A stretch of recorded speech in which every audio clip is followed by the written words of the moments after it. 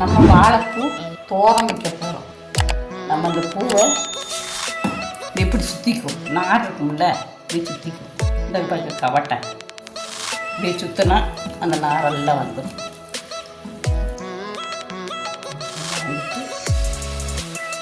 இதை அரைச்சிக்கும்.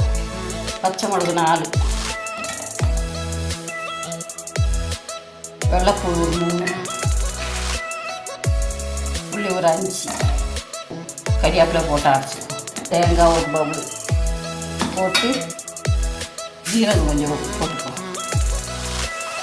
மஞ்சள் பொடி போட்டு ஒரு திருக்கு கல்லுப்பு போட்டு ஒரு திருக்கு.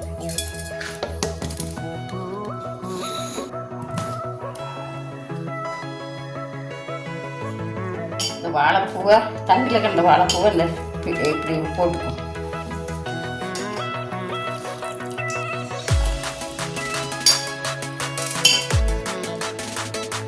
தேங்காய், பச்சை மிளகா, வெள்ளைப்பூ, ஜீரகம் இதெல்லாம் வச்சு அரைச்சதான் இதில் போட்டு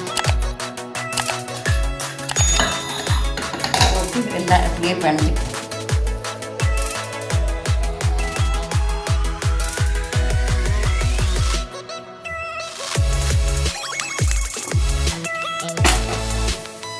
சட்டி காஞ்சிட்டு எண்ணெய் ஊற்றிக்கும். ஒரு 3 கரண்டி எண்ணெய் ஊற்றிக்கும். கடுகு போட்டு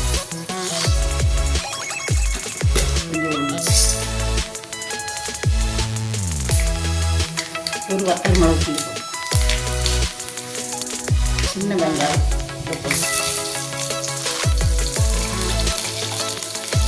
எல்லாம் வதங்கிட்டு, உள்ளியெல்லாம் வதங்கிட்டு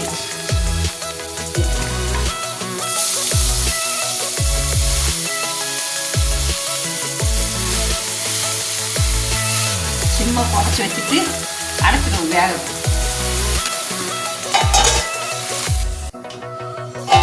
நல்லா வெந்துட்டு இடைக்கிடக்கு இப்படியே கிண்டணும். அதெல்லாம் அடி பிடிக்கும்.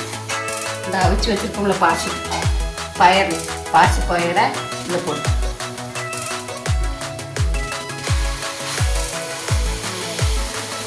இறக்கிடுவோமா.